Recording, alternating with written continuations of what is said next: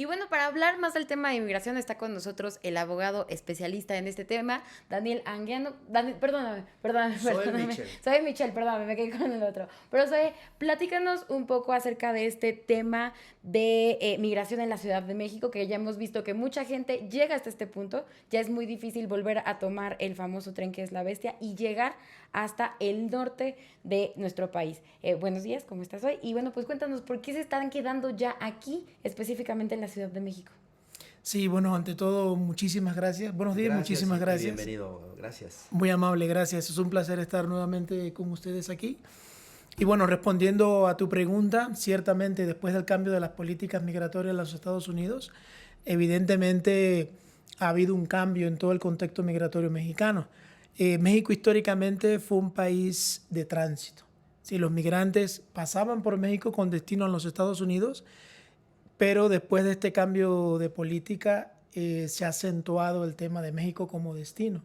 Si continúan llegando los migrantes, prácticamente ya no cruzan la frontera de los Estados Unidos y se están quedando en México, reforzando México como país de destino y además reforzando México como país de retorno, porque todos nuestros connacionales mexicanos están, bueno, todos no, pero un número importante están regresando de Estados Unidos también. Entonces, eh, lo que está sucediendo en este momento y lo que estamos nosotros vislumbrando a futuro es que el número de migrantes en México va a crecer y va a crecer considerablemente. ¿Y por qué toman como destino la Ciudad de México muchos?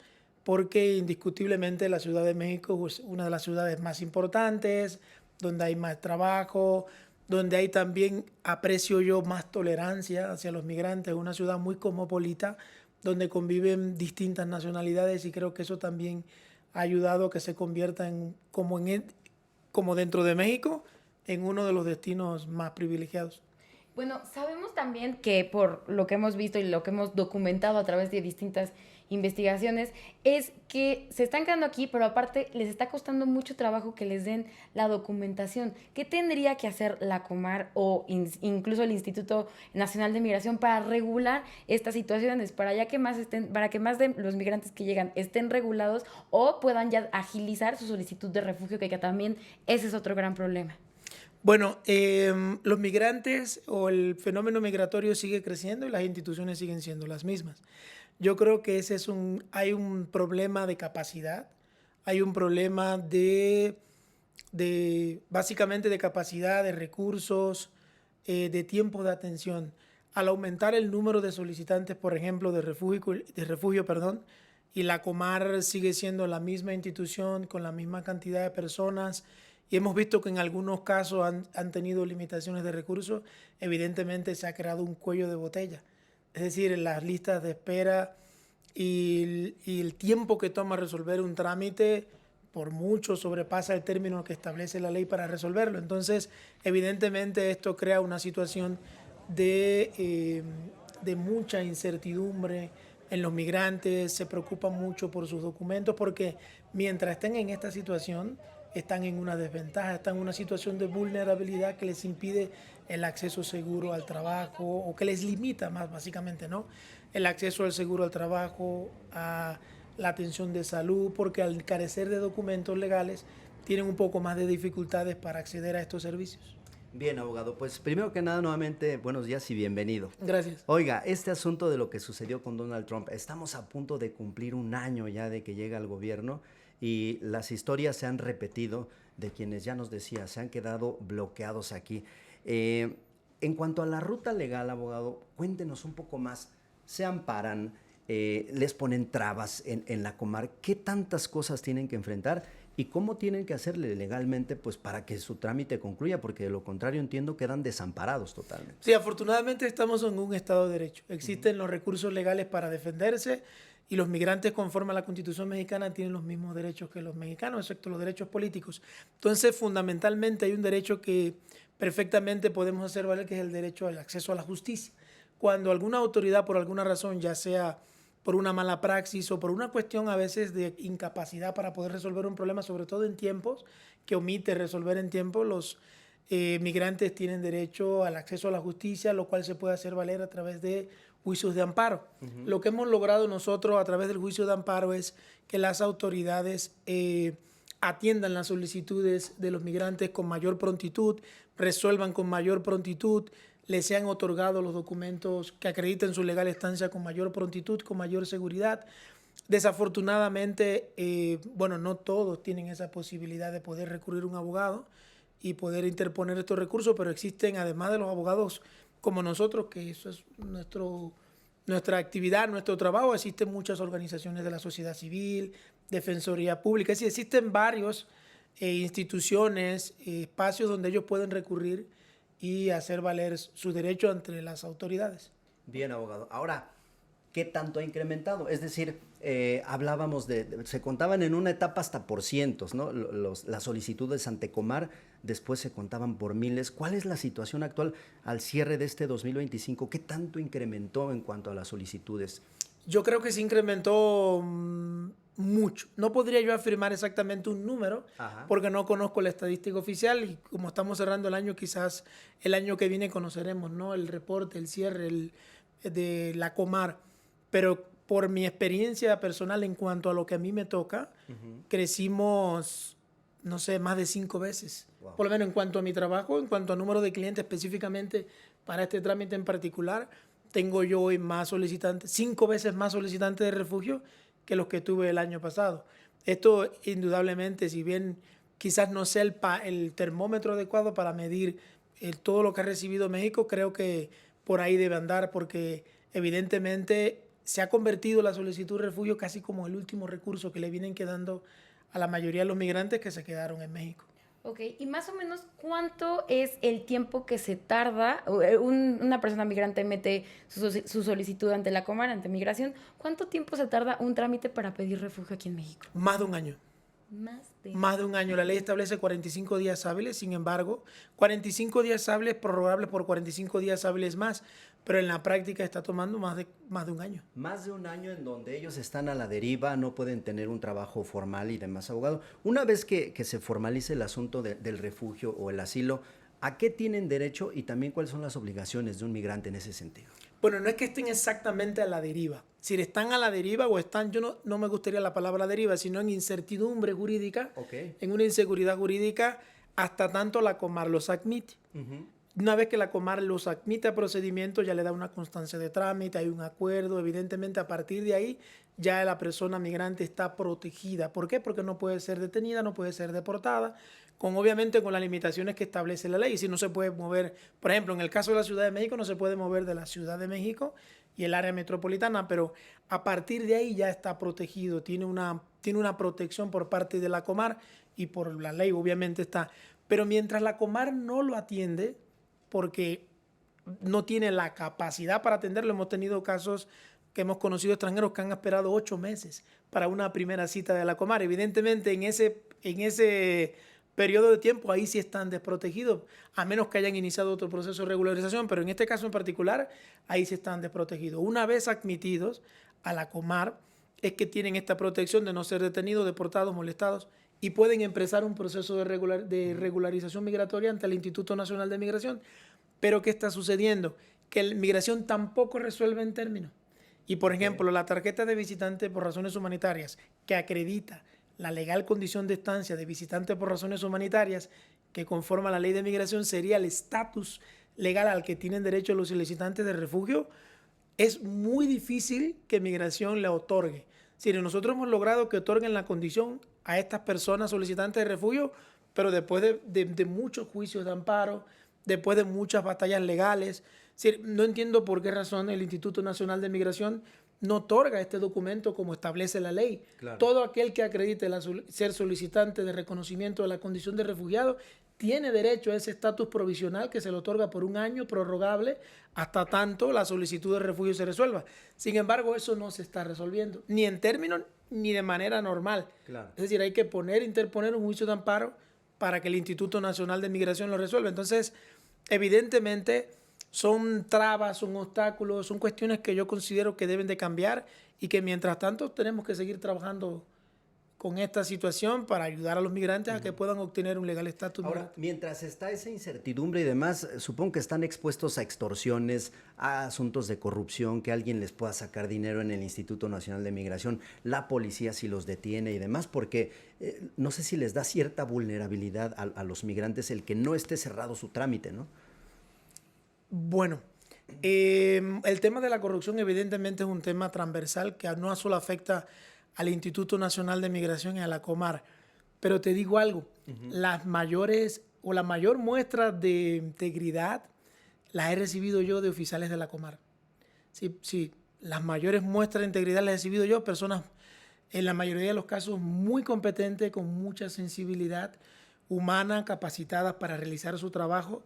Evidentemente, no puedo yo afirmarlo de todo, no tengo conocimiento de cómo funciona a nivel de país, pero sí he tenido esa impresión, lo cual me da muchísima satisfacción porque es una garantía de que el trabajo que hacemos también los abogados se encuentre como un terreno fértil, ¿no? Sí, esa sensibilidad. Sí, perdón ahora, que le interrumpa. Eso es dentro de la Comar, pero yo me refiero, por ejemplo, si no les llega su cita en la Comar y un policía los detiene en la calle, un policía que no está facultado para asuntos de migración, pero son abusivos o gandallas, como decimos en México, puede abusar de los migrantes, ¿no? Sí, hemos tenido casos de abuso, hemos tenido que hacer denuncias al Ministerio Público, bueno, a la Fiscalía General en este caso ahorita, por violaciones de migrantes, por maltratos, es decir, incluso que le retiran en algunos casos los documentos, los cuales las policías locales no están facultadas para hacerlo. Y hemos tenido también que interponer demandas de amparo contra detenciones ilegales, porque muchas veces los detienen de manera ilegal, sin una orden, sin estar autorizados para ello. Es el Instituto Nacional de Migración el que tiene esa facultad. Sin embargo, hemos encontrado casos donde incluso los han detenido por no portar un documento de identificación, en algunos casos incluso con documentos expedidos por el propio instituto. Algunas autoridades locales los desconocen y los detienen. Claro. Hasta tanto no se aclare esta situación, pasan por momentos bastante desagradables. Bien. Ok, y en este caso también ustedes dan parte a derechos humanos para que se pueda ayudar a estas personas, porque para ellos es, como bien menciona Juan, llega cualquier policía, los ve vulnerables, por así decirlo, ellos siguen en una incertidumbre porque llevan 6, 7, 8 meses sin recibir una respuesta clara por parte de las autoridades migratorias. Entonces, se acercan también ustedes con derechos humanos, cómo ellos pueden acceder a una ayuda en caso de que sean víctimas de una detención arbitraria, y también cómo identificar a quién no los puede detener y quién sí los puede detener. Bueno, en este caso nosotros en lo particular, al ser un despacho de abogados, como que no hacemos mucho uso de esa vía de los derechos, de la Comisión Nacional de Derechos Humanos se refiere, ¿no? Obviamente, pero ellos tienen todo el derecho del mundo de acudir a esta comisión y pedir el apoyo, quejarse. Y esta autoridad, evidentemente, poder hacer las recomendaciones pertinentes, ¿no? Tanto al Instituto Nacional de Migración como a la Comar. En el caso particular, al ser un despacho de abogados, conocemos evidentemente la ley, estamos facultados para hacer todos los recursos que se requieran, y inmediatamente lo que hacemos es demandar. Es decir, una queja ante la Comisión Nacional de Derechos Humanos obviamente es válida. La Comisión Nacional de Derechos Humanos es una institución que tiene muchísimo prestigio y tiene la capacidad para hacer recomendaciones, a las autoridades competentes, pero nosotros evidentemente nos vamos a los juzgados y pedimos la protección del Poder Federal de Justicia, ¿no? Entonces, evidentemente lo hacemos, es un poquito más rápido. No sé si me doy a entender. Sí. Vaya, toda esa parte de ustedes legal ya la tienen resuelta, pero también que ellos identifiquen quiénes sí y quiénes no los pueden tener. Usted había mencionado que el Instituto Nacional de Migración es quien tiene la facultad, pero ellos, ¿cómo pueden identificar para que no sean víctimas de una detención arbitraria o de abusos? Bueno, eso forma parte de la propia labor que hace el Instituto Nacional de Migración. Desafortunadamente, no todos los migrantes en ocasiones tienen el acceso a la información, pero la ley es clarísima, lo dice. Entonces, evidentemente, en ese caso, yo lo que les sugeriría a los migrantes que están en México es que se informen, se documenten, que tengan acceso a medios como esto, a las redes sociales, donde puedan ellos conocer los derechos que tienen y eventualmente, ante el caso de alguna violación, puedan acudir a las instituciones que están facultadas para defenderlos. Bien, abogado, esto que le preguntaba me gustaría retomarlo, a ver, en cuanto a derechos y obligaciones de los migrantes, porque ya sabe, de momento hay a quien esto no le agrada y dicen, ¿cómo que entonces ahora un migrante ya tiene derecho al IMSS y ahora ya tiene derecho a un empleo formal? Tienen esos derechos, pero también tienen obligaciones como cuáles, por ejemplo, el asunto de los impuestos, hay que pagar y demás, ¿no? Exacto, todos tienen las mismas obligaciones. Sí, una vez que ellos tienen un legal estatus migratorio, de hecho el primero, que es el de visitante por razones humanitarias, es un permiso de trabajo. Lo que corresponde después, ¿qué es? Ir a Hacienda, al SAT, darse de alta, posteriormente darse de alta en el Seguro Social, y perfectamente ellos pueden pagar impuestos o deben pagar impuestos, cotizar en el Seguro Social, las mismas obligaciones que tiene cualquier otro ciudadano. Y después, finalmente, perdón, Sandra, ¿cuándo les lleva esto a obtener una ciudadanía? ¿Qué pasos tienen que avanzar para decir en algún momento, ahora sí, voy a solicitar el convertirme en mexicano? Si es posible, una vez adquirido el estatus, no este primer estatus temporal, que es el de visitante por razones humanitarias, pero una vez adquirida la residencia temporal y posteriormente la permanente, pueden aplicar a la ciudadanía. Ahora, la ley de nacionalidad en México establece muchísimas excepciones que benefician a los migrantes. Por ejemplo, la mayoría de los migrantes que tenemos hoy en México son paisanos nuestros, son latinoamericanos. La ley de nacionalidad establece que los ciudadanos de países latinoamericanos y de la península ibérica puedan aplicar a la ciudadanía mexicana a los 2 años de ser residentes, ya sea temporales o permanentes. Entonces, por ejemplo, la mayoría de los cubanos, venezolanos, nicaragüenses, el resto, prácticamente toda América Latina, pueden aplicar a la ciudadanía mexicana a los 2 años de ser residentes temporales. Entonces, evidentemente, una vez adquirida la residencia temporal o la permanente, pueden aplicar a la ciudadanía mexicana.